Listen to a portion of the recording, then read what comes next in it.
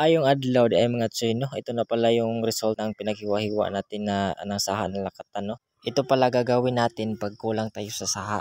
Saha natin na kinuha doon sa doon sa puno ng lakatan at saka natin, hiwa-hiwa natin.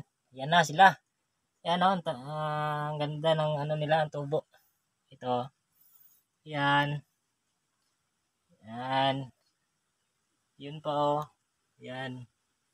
Laki na sila. Yan. Yan, maliit pa. Ito. Yan Marami na. Yan Ha?